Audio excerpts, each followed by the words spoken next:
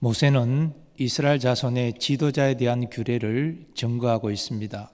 신명기 17장이 재판장과 왕에 대한 규례이고, 오늘 본문은 제사장과 선지자에 대한 규례입니다.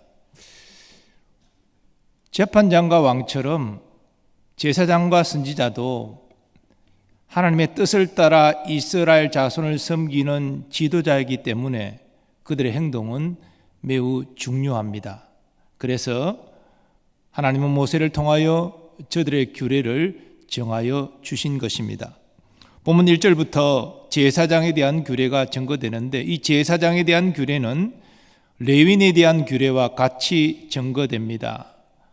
제사장이나 레위인이나 하나님을 섬기는 데 있어 분리될 수 없는 존재이기에 관련 규례도 같이 증거되는 것입니다.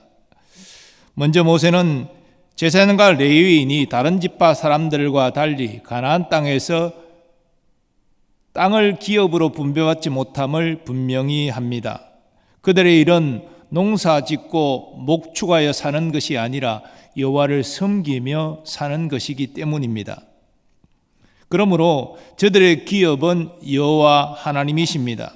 여호와 하나님께서 제사장과 레위인들을 먹여 살리시는 것입니다. 모세는 그 사실을 이렇게 증거합니다. 레위 사람 제사장과 레위의 온 지파는 이스라엘 중에 분깃도 없고 기업도 없을지니 그들은 여호와의 화제물과 그 기업을 먹을 것이라. 그들이 그들의 형제 중에서 기업을 가지지 않을 것은 여호와께서 그들의 기업이 되심이니 그들에게 말씀하심 같으니라. 자, 그러면 여호와께서 제사장과 레위인을 어떻게 먹여 살리십니까? 1절 말씀에 그들은 여호와의 화제물과 그 기업을 먹을 것이라는 말씀에 그 답이 있습니다. 먼저 여호와의 화제물은 제사장의 몫이 되는데, 이것은 3절이 증가하는 것처럼 여호와께 드리는 제사 제물의 일부분입니다. 제사장이 백성에게서 받을 몫은 이러하니 곧 그 드리는 제물의 소나 양이나 그 앞다리와 두 볼과 위라, 이것을 제사장에게 줄 것이요. 여기 두 볼과 위가 정확하게 짐승의 어떤 부위인지 분명하지 않습니다. 중요한 것은 하나님께 드리는 제물의 일부분이 제사장의 몫이 되었다는 것입니다. 그리고 제사장은 매년 이스라엘 자손이 초태생의 예물을 여호와께 드릴 때 그것을 자기의 몫으로 받을 수 있었습니다. 또 내가 처음 거둔 곡식과 포도주와 기름과 내가 처음 깎은 양털을 네가 그에게 줄 것이니. 그리고 제사장과 레위인은 여호와의 기업을 먹는데, 이 여호와의 기업은 이스라엘 자손이 여호와께 드리는 소산의 11조를 의미합니다. 이스라엘 자손이 여호와께 바치는 이 소산의 11조는 레위인의 몫으로 돌려졌습니다. 그리고 레위인은 자기가 받은 그 11조의 11조를 또 구별해서 여호와께 드리는데, 그것은 제사장의 몫이 되었습니다. 이것은 여호와의 명령입니다. 이스라엘 자손이 반드시 소산의 11조를 여호와께 드려야 됩니다. 그래서 레위인이 먹고 살고 또 제사장도 먹고 살 수 있었습니다.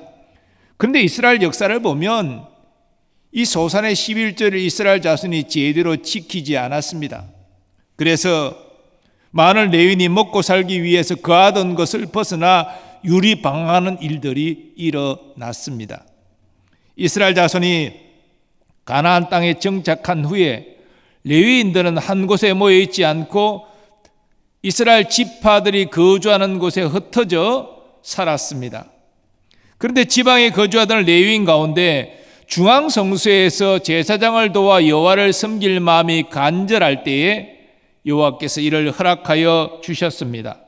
이스라엘 온 땅 어떤 성읍에든지 거주하는 레위인이 간절한 소원이 있어 그가 사는 곳을 떠날지라도 여호와께서 택하신 곳에 이르러 여호와 앞에 선 그의 모든 형제 레위인과 같이 그의 하나님 여호와의 이름으로 섬길 수 있나니.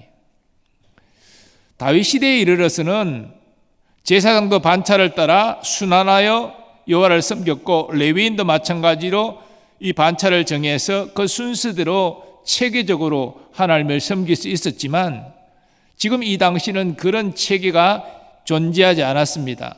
그래서 지방에 있는 사람들은 중앙성소로 와서 여호와를 섬길 기회가 주어지지 않은 것이지요. 그래서 이 간절한 마음이 있는 사람은 중앙성소로 와서 다른 레위인과 함께 제사장을 도와 하나님을 섬길 수 있었던 것이죠.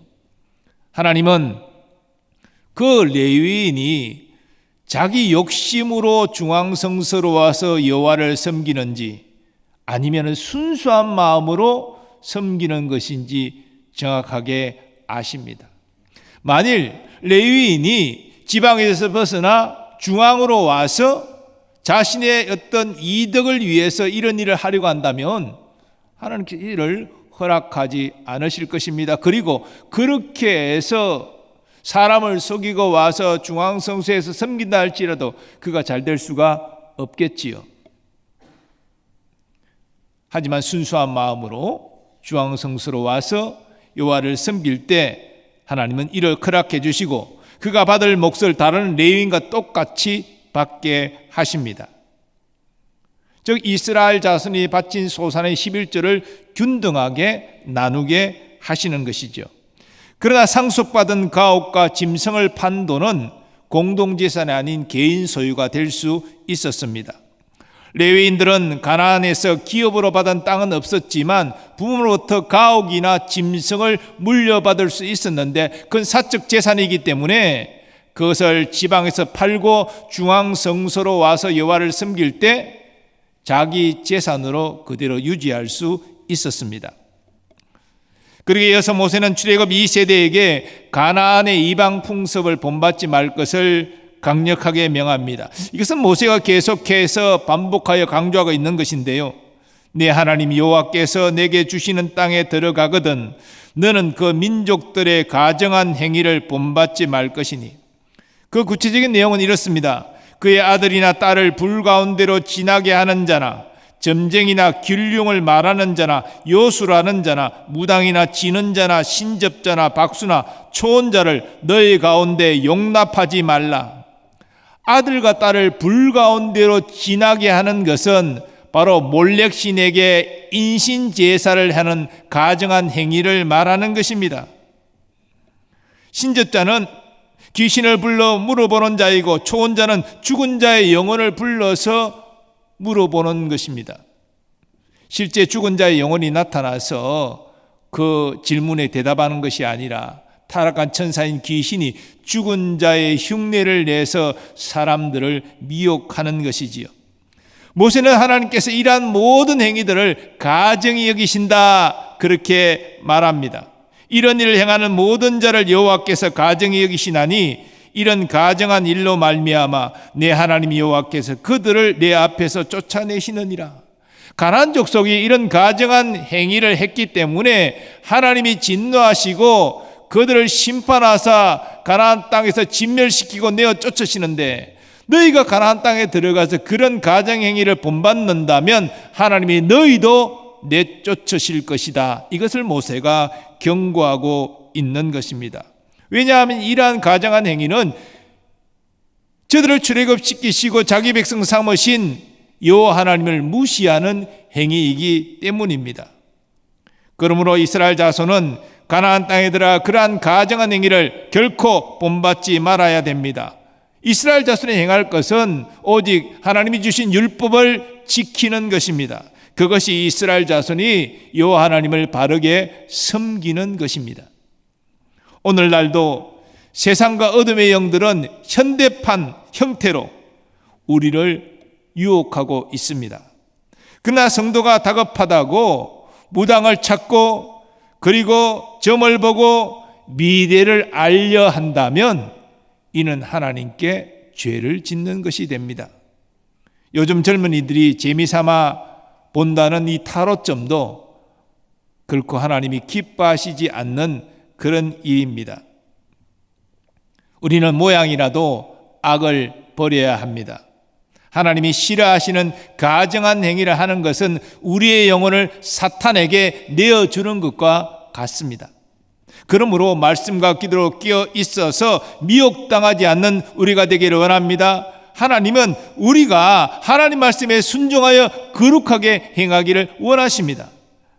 믿음 위에 굳게 서서 의와 진리를 행함으로 하나님을 기쁘시게 하는 우리 모두 되기를 간절히 소망합니다. 그리고 모세는 하나님의 뜻을 증거하는 선지자에 대해 증거합니다. 먼저 모세는 하나님께서 자신과 같은 선지자를 세우실 것을 증거합니다. 내 하나님 여호와께서 너희 가운데 내 형제 중에서 너를 위하여 나와 같은 선지자 하나를 일으키시리니 너희는 그의 말을 들을지니라. 나와 같은 선지자라는 이 표현을 통해서 우리는 모세가 선지자임을 알 수 있습니다. 사실 모세는 여호와께 시내산에서 율법을 받아 이스라엘 자손에게 강론했지요. 그리고 출애굽 2세대에게 또 하나님 말씀을 재차 강론하고 있지요. 하나님 말씀을 받아서 전하고 있는 이 역할이 선지자의 역할인데 모세와 그와 같은 역할을 지금 감당하고 있는 것입니다. 그러므로 모세는 선지자입니다. 그리고 앞으로 모세가 일어날 일을 말하는 것은 앞으로도 여호와께서는 선지자를 세워서 너희에게 말할 것이다. 그러니 너희가 무당박수 점술가의 말을 듣지 말고 선지자의 말을 듣고 순종해라. 이것이 모세의 권면입니다. 그래서 모세 사후에도 하나님이 여전히 선지자를 보낼 것이니까 그 선지자의 말을 경청하고 순종하라. 이것을 말하고자 한 것입니다. 그런데 15절 말씀은 하나님이 단순히 선지자를 앞으로도 세워서 너에게 말씀하실 것이다 라는 의미만이 아니라 우리가 잘 아는 대로 하나님의 말씀을 전할 하나님의 독생자 예수 그리스도를 예고하는 말씀이기도 합니다. 이러한 사실은 신약시대 여러 사람이 증언한 바 있습니다. 빌립은 나다나엘에게 이렇게 말합니다. 빌립이 나다나엘을 찾아 이르되 모세가 율법에 기록하였고 여러 선지자가 기록한 그 일을 우리가 만났으니 요셉의 아들 나사렛 예수니라. 모세가 율법에 기록하였이다라고 말하고 있는데 바로 오늘 본문 말씀입니다. 나와 같은 선지자를 하나님이 일으키실 것이라 라고 말한 이 말씀, 그 말씀대로 독생자가 이 땅에 오셨고 바로 그 독생자 예수 그리스도를 빌립이 만났다. 그렇게 지금 말하고 있는 것입니다. 예수님도 자신이 하나님의 말씀을 받아서 전하는 선지자임을 이렇게 표현한 바 있습니다. 예수께서 대답하여 이르시되 내 교훈은 내 것이 아니요 나를 보내신 이의 것이니라. 하나님께 받은 말씀을 예수님이 사람들에게 전하셨다는 것입니다. 그러므로 예수님의 말씀은 곧 하나님의 말씀입니다. 예수님 말씀에 순종하는 것은 곧 하나님 말씀에 순종하는 것입니다. 그런데 모세는 선지자 제도가 생긴 역사적 유래를 증거합니다. 이스라엘 자손이 시내산에서 율법을 부여받기 전에 모세는 시내산 위에 올라가 있었고 이스라엘 자손은 시내산 아래에 모여 있었습니다. 그때 하나님이 시내산에 강림하셔서 구름과 불 가운데서 말씀하셨고 이스라엘 자손은 이 광경을 보고 그 소리를 들었습니다. 그리고 두려워 떨었습니다. 그리고 모세에게 요청하는 것이 저 위대하신 하나님이 우리에게 직접 말씀하시면 우리가 생존하지 못할 것 같습니다. 그러니 모세 당신이 여호와께 말씀을 받아 우리에게 전해 주십시오. 그렇게 요구했습니다.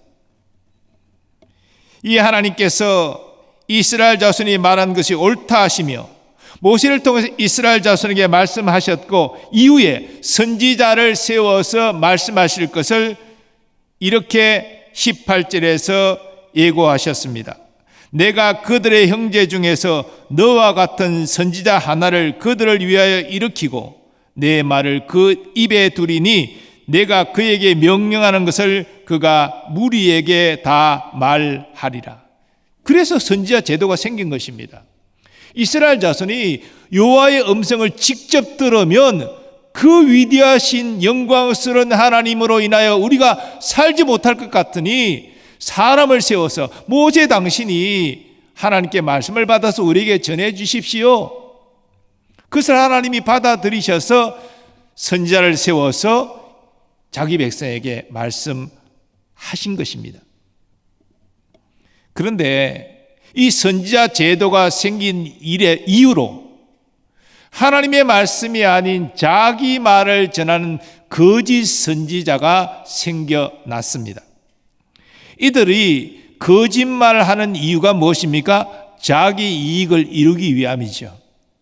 여호와의 이름으로 말하면서 자신의 이득을 얻기를 원하는 자들, 그리고 자신이 선지자의 대접을 받기를 원하는 그런 자들이 거짓 선지자입니다.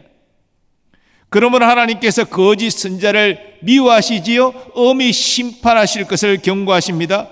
누구든지 내 이름으로 전하는 내 말을 듣지 아니하는 자는 내게 벌을 받을 것이요, 만일 어떤 선지자가 내가 전하라고 명령하지 아니한 말을 제 마음대로 내 이름으로 전하든지 다른 신들의 이름으로 말하면 그 선지자는 죽임을 당하리라.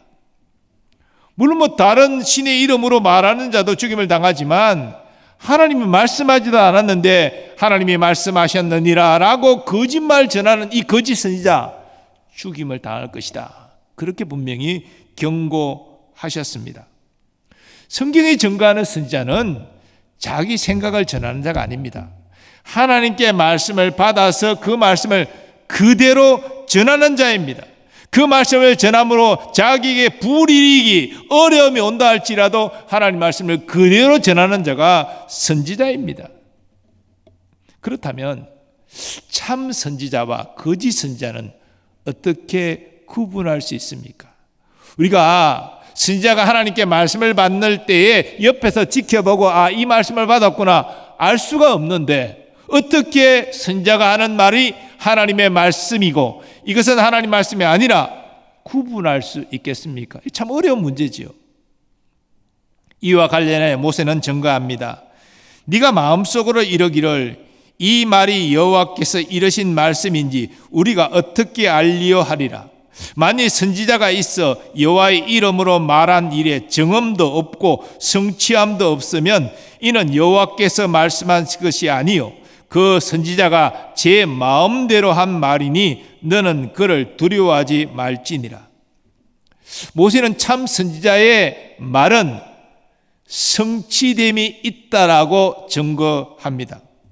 하나님께서 선지자를 통해서 이스라엘 자손에게 말씀하시는 거잖아요. 그러니 하나님이 말씀하신 것은 주워 담지 않으시고 그대로 실현시키십니다. 그래서 우리가 신실하신 하나님, 미쁘신 하나님을 말하잖아요. 하나님은 변개치 아니하시고 하신 말씀을 반드시 이루시기 때문에 선지자가 하나님 말씀을 증거했다면 그 말씀은 그대로 이루어진다는 것입니다. 따라서 어떤 사람이 여호와의 이름으로 말할지라도 그 말씀이 성취되지 않는다면, 이루어지지 않는다면 그는 참 선지자가 아닌 것이지요. 물론 선지자가 말한 것이 이루어지는 시점이 차이가 있을 수 있습니다. 바로 이루어지는 말씀도 있겠지만 시간이 지난 다음에 이루어지는 말씀도 있을 것입니다. 우리가 본문 15절에 이 예수 그리스도와 관련하여 또 다른 선지자를 우리가 적용할 때에 예수님이 이 땅에 오신 것은 모세 당대보다도 엄청나게 시간이 많이 흘른 이유 아닙니까? 그러니 이 모세가 이 말을 했을 때 성취되지 않았기 때문에 모세는 하나님의 선지자가 아닙니까? 그렇지 않잖아요. 그래서 때로는 참 선지자도 오해를 받을 수 있는 것입니다. 하나님 말씀이 당대에 성취되지 않을 때 아니 저가 참 선지자고 하나님의 말씀을 전했지만 이 말씀이 이루어지지 않았기 때문에 하나님의 선지자가 아니라고 오해받을 수도 있는 것입니다. 그래서 선지자가 전하는 이 말씀에는 이중적 함축적 의미가 있어요. 가까운 시기에 이루어질 말씀의 의미가 있고 또 구속사적으로 이루어질 그 말씀의 의미도 함께 있는 것입니다. 그러나 당장 눈앞에 성취되지 않는 말씀에 의해서 참 선지자도 오해를 받고 어려움을 겪을 수 있는 것입니다. 그래도 선지자는 하나님의 말씀을 가감없이 그대로 전해야 합니다. 또 선지자가 어려움을 당하는 이유는 사람들이 듣기 싫어하는 말씀도 전해야 하기 때문입니다. 예레미야는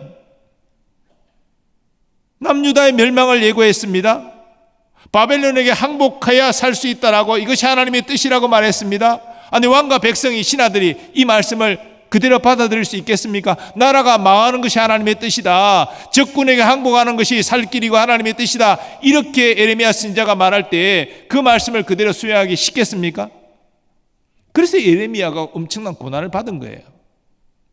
선지자는 박해를 받을 수밖에 없는 말씀일지라도, 때로 오해를 사는 말씀일지라도 하나님이 주신 말씀을 그대로 전하는 것입니다. 그것이 참 선지자입니다. 그래서 하나님께서 하나님 말씀에 순종하여 말씀을 전하고 박해를 받는 선지자를 보호하여 주시는 거예요. 하나님이 쓰시는 그 사명에 닿을 때까지 예레미야 선지자를 보호하여 주셨잖아요. 그런데 성경은 참 선지자의 증거로 한 가지 사실을 더 말합니다. 그것은 선지자의 말이 기존의 하나님 말씀과 일치해야 한다는 것입니다. 구약시대 기존의 하나님 말씀이 무엇입니까? 바로 모세를 통하여 이스라엘 자손에게 주신 율법의 말씀이지요. 율법은 하나님의 거룩한 뜻이 담겨 있는 진리의 말씀이기 때문에 선지자를 통하여 이스라엘 자손에게, 자기 백성에게 주시는 말씀이 율법과 상반되지 않다는 것입니다. 오늘날은 신구약 성경 66권이 정경으로 확정되었기 때문에 과거와 달리 하나님께서 계시의 말씀을 전할 선지자를 따로 세우지 않으십니다. 구약 시대의 의미로 선지자는 오늘 이 시대에 존재하지 않습니다. 만일 오늘날 자신이 선지자다라고 자신을 내세우면서 하나님이 나를 통하여 또 다른 계시의 말씀을 주셨다라고 주장하는 자가 있다면 그는 거짓 선지자이기 때문에 우리는 이를 무시해야 됩니다.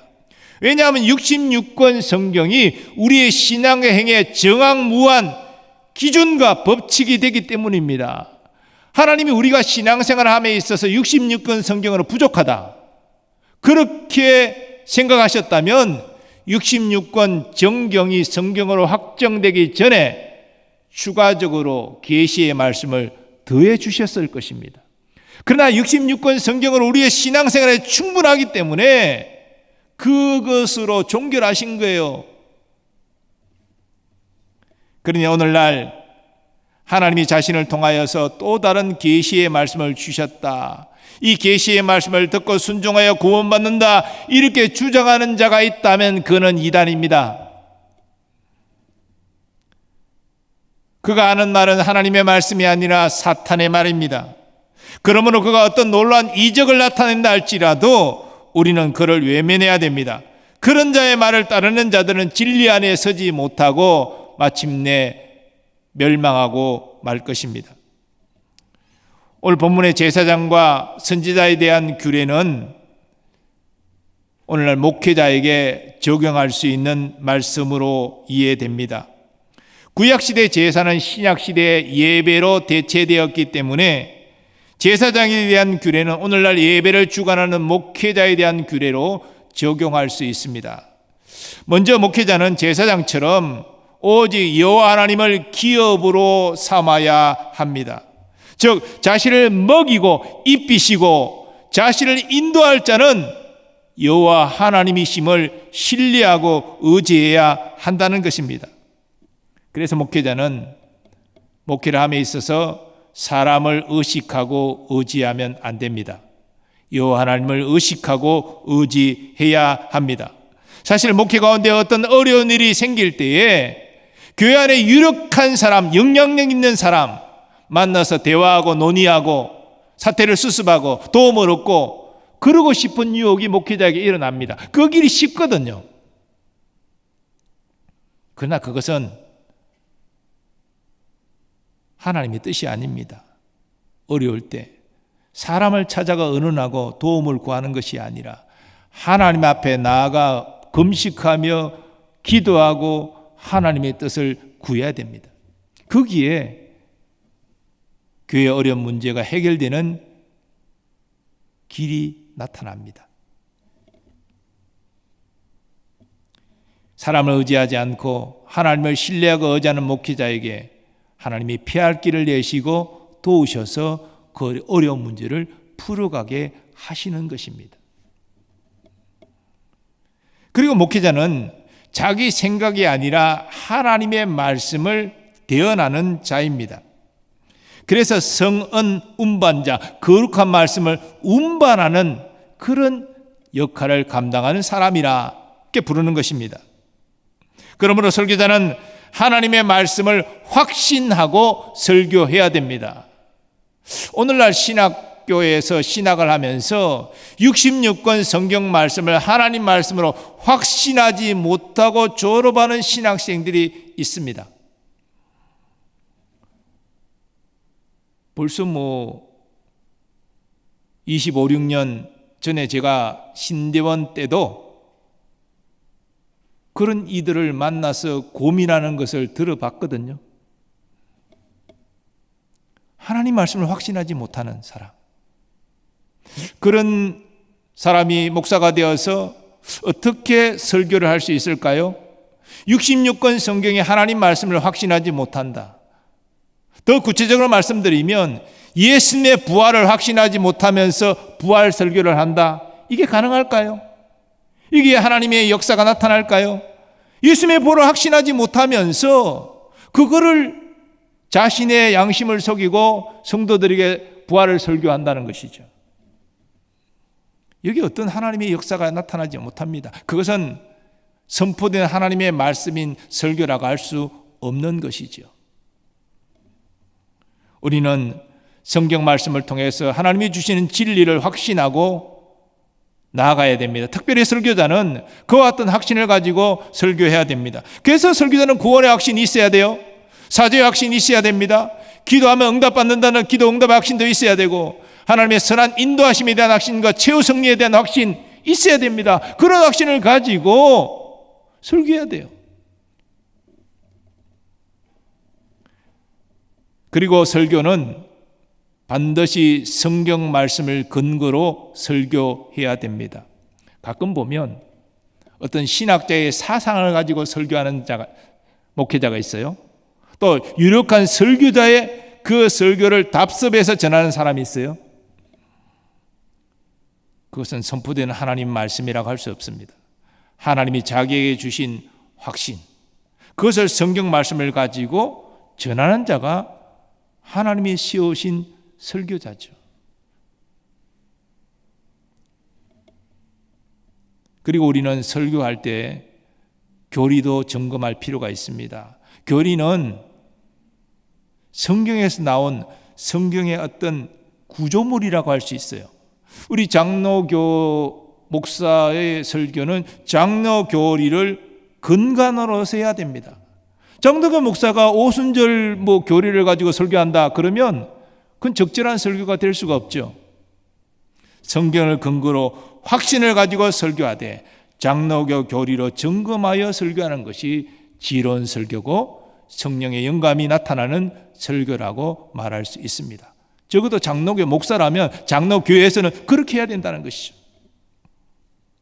성도 여러분은 목회자가 먼저 성경 말씀을 하나님 말씀으로 확신하고 성경을 깊이 연구하여 하나님이 주신 말씀을 확신을 가지고 설교할 수 있도록 기도해 주시기 바랍니다. 그리고 오늘 본문의 이 제사장 선지자에 대한 규례는 우리 성도들에게도 적용되는 말씀입니다. 성경은 모든 성도가 왕 같은 제사장이라고 말합니다. 목회자만 제사장이 아니라 성도들도 제사장이라는 것입니다. 그래서 성도들도 하나님께 드리는 예배 위원으로 목회자와 함께 하나님을 섬길 수 있는 것입니다. 그렇잖아요. 우리 장로님은 평신도지만 기도하고, 또 우리 찬양대원, 또 찬양팀, 또 예배봉사위원들 다 평신도들이 함께하는 것 아닙니까? 하나님께 예배하는 이 모든 것에 있어서 제사장이기 때문에 함께 동참해야 할 수 있는 것입니다. 그리고 제사장의 또 중요한 의미는 사람들을 하나님과 연결시켜주는 역할입니다. 죄인을 하나님께 연결시켜주는 역할이 제사장의 구약시대 역할이잖아요. 그래서 우리는 제사장으로서 성도가 세상 사람을 하나님과 연결시켜주는 역할을 해야 한다는 것입니다. 우리의 어떤 신자다운 거룩한 선한 행위를 통해서도 그들을 하나님과 연결시켜 줄 수 있지만, 더 중요한 것은 그리스도의 복음을 전함으로 세상 사람들을 하나님과 예수님께 연결해 줄 수 있다는 것이지요.